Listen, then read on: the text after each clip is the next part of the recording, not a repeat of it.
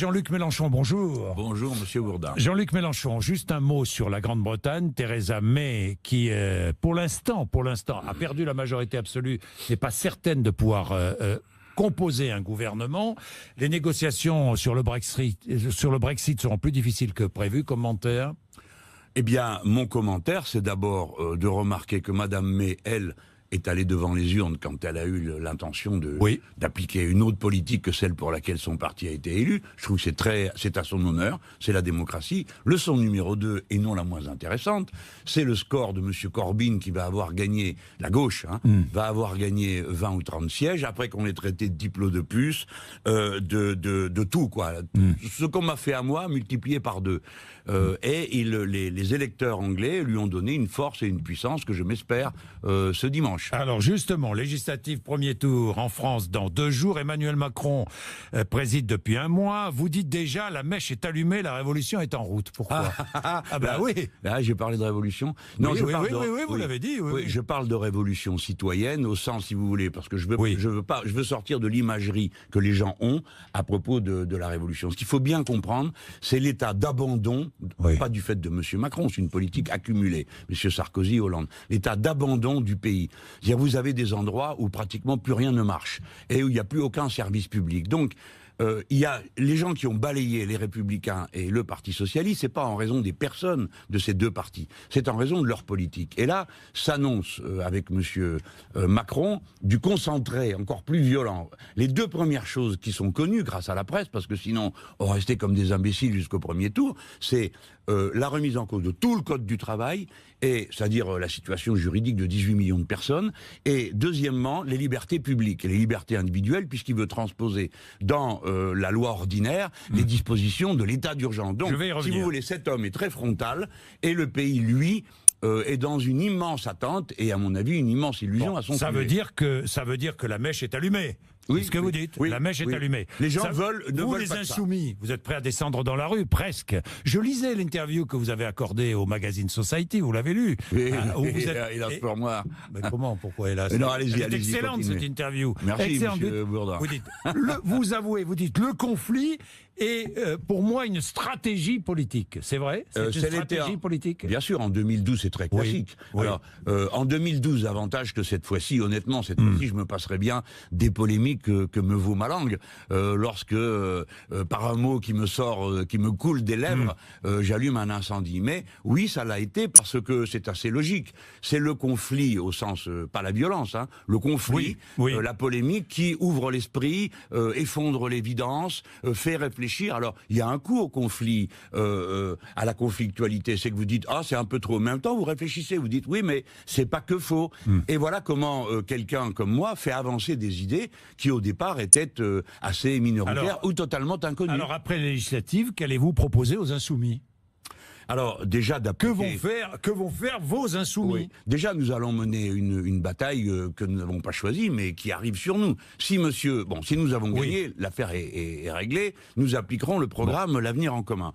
Si nous n'avons pas gagné, nous constituerons un groupe et nous allons immédiatement... Si vous arrivez à constituer un groupe? Oui, si on y arrive. On partir d'une hypothèse. On est bien d'accord. Écoutez, on va résumer en disant qu'en toute hypothèse, nous nous battrons sur les mots d'ordre et les perspectives du programme L'Avenir en commun. Et donc, en lien avec le mouvement social, pour parler simple, les gens n'ont pas le choix quand ils vont découvrir ce que contiennent les ordonnances. Que savez-vous de la réforme du Code du travail? Que savez-vous? Je sais ce que la presse en a donné et je suis assez connaisseur. Non mais attendez, monsieur Bourdin, on parle sérieusement. Je suis assez connaisseur de la ligne politique de monsieur Macron et d'une manière générale des libéraux pour savoir ce qui s'annonce. Quand vous dites que vous renvoyez toutes les normes sociales à la négociation dans l'entreprise, ça veut dire vous faites un code de la route par rue. Mais la presse. Mais non, le président... Justement, vous avez reproché au gouvernement et vous avez reproché à Emmanuel Macron d'avancer masqué. Donc, est-ce que vous savez ce que contient ce texte? Nous le savons par Personne ne le sait. Ah bon. Vous le savez? Vous le dites, mais... écoutez, si vous faites les questions et les réponses, Bourdin, c'est pas la peine qu'on discute. Mais Mélenchon, je vous pose la question, est-ce que vous le savez? Oui. Oui, Monsieur Bourdin, je sais que Monsieur le Président de la République et son Premier ministre ont l'intention de mettre le maximum du pouvoir normatif dans l'entreprise. C'est-à-dire nous ramener à l'époque où la loi et l'accord de branche n'existaient pas. C'est-à-dire à la négociation de gré à gré. Monsieur Bourdin, oui, je sais qu'ils ont l'intention de ramener la négociation sur le temps de travail, la durée du travail, l'emploi des jeunes de moins de 16 ans, le droit d'alerte, le pouvoir de retrait qu'a un travailleur quand il a peur, à la norme dans l'entreprise. Je sais qu'il a l'intention d'abolir le CDI, puisque quand vous arriverez dans votre entreprise, vous signerez votre contrat et dedans... Mais n'est-ce pas un procès d'intention que vous êtes en train de faire? Je veux pas être là comme l'avocat du gouvernement. Ça commence à y ressembler. Mais non, c'est mon rôle. C'est mon rôle, Jean-Luc Mélenchon. Je comprends. Mais non, oui. Monsieur Bourdin, mieux vaut prévenir que guérir. Écoutez-moi, voilà. Il s'agit... Mieux vaut prévenir que guérir, c'est ce que vous dites. Je n'ai pas de raison de penser que le journal Le Parisien ment. Je n'ai pas de raison de penser que les hauts fonctionnaires qui me transmettent des documents du gouvernement me mentent. Ouais, monsieur, il ne faut pas être parano, monsieur alors, Bourdin. Les syndicats vont négocier avec le gouvernement. Si les syndicats trouvent un accord avec le gouvernement, vous approuverez les syndicats? Ce n'est pas sûr. Je vais vous dire pourquoi. Parce que je suis républicain. Oui. Dans la conception contractuelle et corporatiste de la société, le gouvernement discute avec les syndicats et s'accorde avec les syndicats. Ils évaluent un rapport de force et ils passent un accord. Mais, monsieur Bourdin, là, vous venez de parler du gouvernement, du patronat et des syndicats de salariés. Oui. Et la société, elle est où là-dedans? La société, ce sont les députés. Le Parlement doit pouvoir négocier. Monsieur Bourdin, je m'étonne qu'un homme comme vous ne marche pas au plafond en entendant dire qu'on va changer tout le code du travail et que les parlementaires ne pourront pas changer ni un mot, ni une virgule au texte que le gouvernement va décider, puisqu'il le décidera par ordonnance. Le seul pouvoir des parlementaires, ce sera de dire oui ou non. C'est pour ça que M. Macron veut une armée de godillots qui lèvera la main en cadence, et il s'en est d'autant mieux assuré que la plupart de ces candidats, un très grand nombre d'entre eux, sont des gens qui sont directement liés au MEDEF et au lobby de l'industrie, du commerce et des services de ce pays. On ne compte plus le nombre de lobbyistes qu'il y a parmi ces candidats. Le premier lobbyiste de France, c'est le Premier ministre qui lui-même était lobbyiste d'Areva, le lobby nucléaire. Dans un gouvernement qui, au cours des 5 prochaines années, doit prendre des décisions sur 19 réacteurs nucléaires. Alors, M. Bourdin, il ne faut pas prendre trop les gens pour des...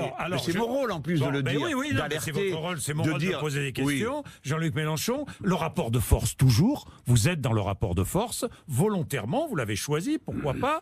Vous dites aussi, il faut détruire, j'ai lu, cette interview m'a passionné. Il faut détruire la classe médiatique. Ce sont les réseaux sociaux qui ont fait notre force, c'est ce que vous dites. Hein, vous êtes bien d'accord? Est-ce qu'Emmanuel Macron vous fait peur? Est-ce qu'il vous fait peur? Peur, non, mais parce que, bon, j'ai mon âge et que j'ai appris à savoir à quel point les choses sont passagères. Je pense qu'il va être dans un état qui va me servir.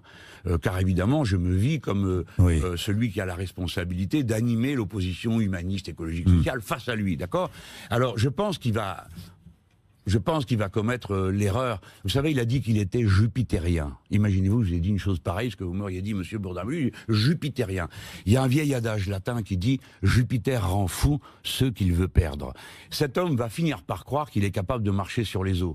Mais ce n'est pas possible. Ici, c'est le peuple français qui est rebelle, qui est insoumis par nature et qui n'acceptera pas de se soumettre à l'incroyable ordre social et juridique que monsieur Macron est en train d'installer. Monsieur Bourdin, demain, s'il passe dans le droit commun le contenu de l'état d'urgence, ça veut dire que n'importe quel préfet peut décider de mettre Bourdin en résidence surveillée ou de faire une perquisition chez lui dans les sans affaires juge. de terrorisme, apparemment. Mais je n'en sais pas plus. Bon.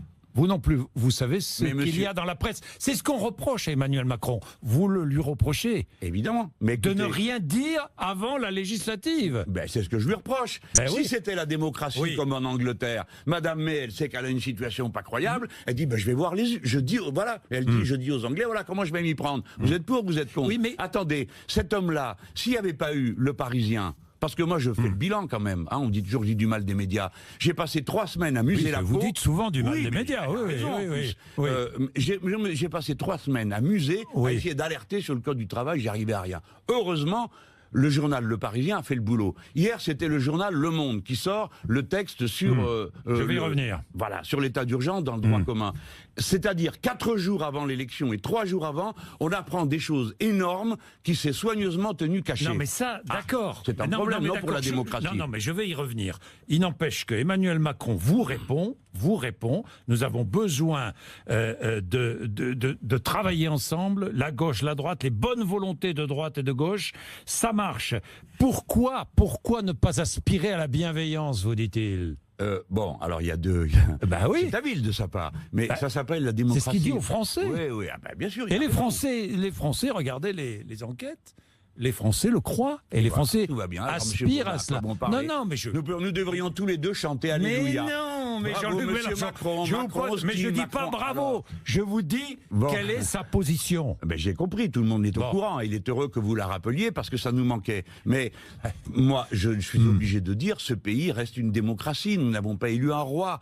Donc quand on élit des députés, c'est pour qu'à l'Assemblée nationale, ils défendent une orientation politique qui n'est pas forcément celle du pouvoir. Supporter qu'il y ait une opposition quand il y a une majorité, et supporter que cette opposition est une philosophie de la vie, la mienne c'est celle de l'humanisme écologique et social, supporter qu'elle ait un programme, le mien c'est l'avenir en commun, ensuite supporter qu'ils aient des bulletins de vote, vous avez vu avec oui, cachez bien les noms là. Je cache les noms, mais je veux que chacun sache que dans chaque bureau de vote, vous aurez ça. Voilà, ça c'est la lettre chiffre. Enfin, Monsieur Bourdin, ça s'appelle juste la démocratie. Mais on est d'accord. Faut l'accepter. Bon, le dernier sondage. Donc c'est la contradiction. Nous n'allons pas faire de projection en siège. France Insoumise 11%. En Marche, 29%. 29%. Oui. Finalement, Emmanuel Macron vous a volé le dégagisme. C'est lui qui dégage. Plus que vous. Écoutez, pourquoi pas. D'ailleurs, moi, j'ai consulté ce matin ma grenouille, parce que personnellement, j'ai aussi un horoscope. Et que vous dit votre grenouille ? Oui, non, pour parler sérieusement. Oui. Ce sont des sondages, je les accepte, parce que je sais que, de toute façon, je perdrai mon temps à essayer d'expliquer à quel point ils sont éloignés de la réalité, comme ça a été le cas à chaque élection. Ils ne se sont pas trompés à la présidentielle, ils se sont trompés pas 2 jours avant, c'est pas vrai. Oui, le soir même. 2 jours le soir avant. Même, monsieur Bourdin. Le soir même, les chiffres étaient annoncés. Incertains. Oui, c'est la raison pour laquelle vos 600 000 voix sont encore au fond de votre esprit. Alors, il paraît que... Et les 7 voix par bureau de vote, c'est vrai ? 6. 6, avant d'avant, pardon. Eh ben, c'est important pour moi de signaler à quoi se joue une décision en démocratie, parce que souvent les gens se disent, oui, c'est pas moi. Ben si, c'est toi. C'est chacun d'entre nous, il contribue. Voilà. Et je n'ai aucune rancœur sur le sujet. Mais j'y viens. Monsieur Macron est le président en exercice. Il a été entouré d'un immense cortège d'apologie, de chants et de danse, de joie. Bon, et puis il reste dans ce pays toutes sortes de gens qui continuent à se dire, mais où est-ce que tout ça nous mène ? Mais pourquoi et moi, je vais essayer de fortifier cette conscience. C'est pour ça que vous dites qu'il ne tiendra pas le choc. J'ai vu ça aussi. Non, mais je peux pas résumer. Non, mais il ne tiendra pas le choc, j'en sais rien. Je suis comme tout le monde. Mais si vous voulez, Monsieur Bourdin, quoi qu'il arrive, quel que soit le nombre d'élus que la France Insoumise, qui est aujourd'hui le premier bloc d'opposition, parce que le reste, c'est comédie. Vous savez pas si le PS va être dans la majorité ou dans l'opposition. Monsieur Cazeneuve dit qu'il veut être... Le Front National aussi. Attendez. Laissez-moi finir une phrase sur les autres, après on passera au Front National. Mais le PS, quand vous élisez un député PS, vous ne savez pas s'il sera avec Macron ou contre. Quand vous élisez un député LR, vous ne savez pas s'il sera les Républicains avec M. Macron. Quand vous élisez un député France Insoumise, c'est ou bien il applique son programme, ou bien il est dans l'opposition. Mais quand bien même, ne serions-nous qu'une poignée d'élus. Voyez-vous, j'accepte le scénario le pire. De toute façon, et jusqu'à notre dernier souffle, chacun d'entre nous défendra le code du travail et les protections des travailleurs. Monsieur Bourdin, le Code du travail, c'est un document unique dans l'histoire de notre pays. Ce sont des centaines de pages, et chacune, c'est de la lutte. C'est du conflit, c'est du rapport de force, c'est du compromis fait avec le capital, avec ceux qui ont si durement traité les salariés dans le pays. Par conséquent, rien ne nous fera jamais renoncer. Et ça mérite d'être dans la rue, si j'ai compris. Ben ça, c'est les syndicats qui vont le dire, et sinon, je m'en chargerai. Vous irez, vous. Vous en chargerez. Mais attendez. Bien. Et je me chargerai de participer à toute mobilisation en vue de défendre les intérêts des salariés. Pardon, Monsieur Bourdin, ça nous intéresse tous, c'est la vision du monde qu'on a. On ne peut pas être d'accord pour que les gens aillent en entreprise et n'aient aucun pouvoir, qu'on recule à ce qu'était la situation du début du siècle. Parce que c'était ça, la situation au début du siècle. Monsieur Bourdin, tout de même, le ministère du Travail n'a pas été créé pour qu'on y mette la DRH d'une multinationale. Il a été créé après le plus grand accident industriel de l'histoire, 1300 mineurs enfouis dans la mine de Courrières. Ce jour-là, on a découvert qu'il fallait un ministère pour quand même protéger les gens. Le Code du travail a été inventé dans les mêmes conditions. Alors s'il vous plaît, un peu de respect pour ce monument de la lutte d'un siècle et demi des salariés. Ça mérite mieux que des ordonnances. Ça, c'est pourquoi je parle d'un coup d'État social. Parce que c'est un coup d'État ? Absolument. Quand vous interdisez au Parlement de discuter sur les centaines, que dis-je, les milliers de dispositions que prévoit le Code du travail, que vous allez les changer tout seul dans votre bureau avec vos copains, après avoir rencontré une fois ou deux les syndicats, oui, on peut parler d'un coup d'État social. Alors je sais, le mot va encore faire jaser. Jean-Luc Mélenchon, Monsieur Mélenchon exagère, vous etc. dites ce que vous voulez ici. Oui, je sais bien, c'est pour ça que je viens. Bien, Jean-Luc Mélenchon, deux choses quand même. Qu'allez-vous faire entre les deux tours ? Quelle consigne allez-vous donner ? Est-ce que vous allez donner une consigne ? En marche face au Front National, quelle consigne donnez-vous ? Attendez, tout de suite, voilà, ça y est, nous l'a revenu. Ça revient. Ça revient. La consigne sera... Il y a des questions qui sont essentielles, alors, non ? écoutez mes réponses. Oui. La consigne permanente, c'est ne votez pas Front National, les gens. Le Front National, c'est ce qui nous nuit le plus à nous, le camp progressiste, le camp de l'humanisme. Pourquoi ? Parce que c'est les nôtres qui divisent. Le Front National, il divise pas les riches, il divise pas dans les beaux quartiers, il divise dans le peuple. Parce que le peuple s'entend dire, ton problème, c'est pas l'immigré, s'entend dire, ton problème, c'est l'immigré, c'est pas le banquier. Et alors, on va commencer à se regarder en biais de la couleur de peau, de la religion, de toutes ces choses. Le Front National, c'est à nous qui nuit d'abord. Et c'est nous, c'est notre honneur, qui l'avons fait reculer pour la première fois dans l'élection présidentielle. Donc je continuerai à dire aux gens ça. Mais attention, de là à me faire chanter en cadence avec les autres et marcher au pas, vive Macron, allez vous faire voir. Ça n'aura pas lieu. Par conséquent, si je dois donner une consigne à mes amis, vous savez que c'est compliqué. Personne n'arrive à savoir où on en est aujourd'hui dans les circos. Donc je commencerai par leur dire, vous ne devez jamais commettre l'erreur de prendre le risque de faire élire un député du Front National, parce qu'après c'est nous qui l'aurons sur le dos. Deuxièmement, arrangez-vous pour ne pas favoriser nos adversaires, c'est-à-dire M. Macron ou les Républicains, ou... C'est-à-dire abstenez-vous, quoi. Et après, ça devient plus compliqué, parce que le socialiste, suivant le cas, c'est un qui est avec nous, qui va voter contre la confiance à M. Macron, ou bien il va voter à...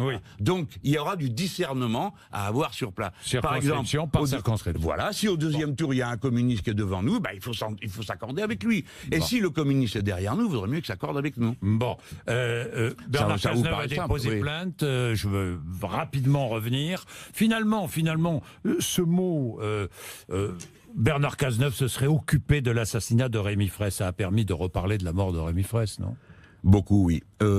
J'ai l'honneur d'avoir dans les candidats de la France Insoumise l'avocate de la famille Fraisse et des jeunes gens qui ont été interpellés. La vérité, Monsieur Bourdin, c'est que ce mot m'a coulé de la bouche au 11e discours, dans un discours de 3/4 d'heure. Oui, mais finalement, vous ne regrettez pas de l'avoir prononcé ? Non. Sur le moment, si, attendez, mais sur le moment, je me disais, oh là là, ça va encore faire une histoire, on a à parler d'autre chose.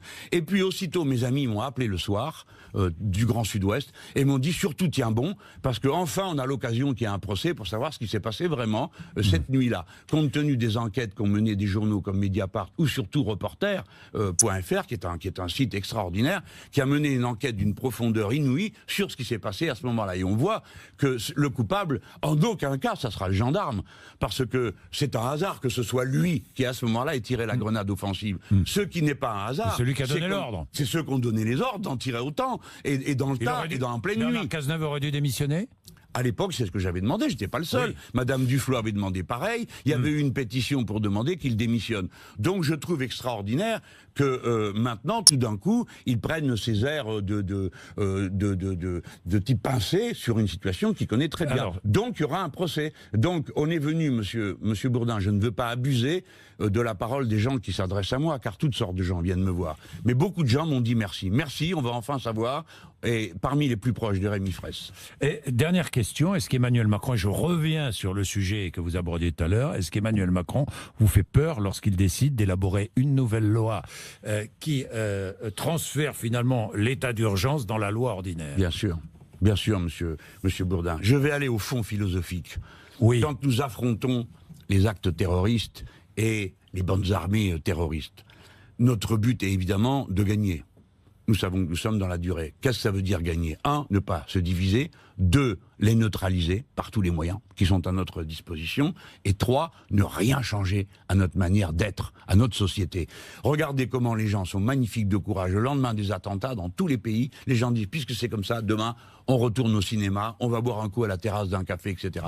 Si on accepte de mettre des mesures qui sont hors du commun, vous le savez bien, l'état d'urgence, on le met dans la loi ordinaire. Ça veut dire qu'on cède sur le modèle de société dans lequel on veut vivre. Nous voulons vivre dans une démocratie républicaine. Je suis d'accord pour dire que des fois on coupe les cheveux en quatre dans notre démocratie. Mais je ne suis pas d'accord pour qu'on puisse faire des assignations à résidence, que l'on puisse faire des perquisitions chez les gens sans qu'un juge l'ait décidé. Je ne suis pas d'accord. Et sous le gouvernement de M. Cazeneuve, comme lorsqu'il était ministre de l'Intérieur, on a surtout et beaucoup utilisé ce type de méthode contre des militants écologistes et syndicalistes, ce qui n'apportait pas grand-chose à la lutte effective de nos services contre les terroristes. Donc je mets en garde, ne reculons pas sur le caractère démocratique de notre société. Ce n'est pas vrai que la brutalité administrative rend plus efficace, ce n'est pas vrai. Merci Jean-Luc Mélenchon d'être venu nous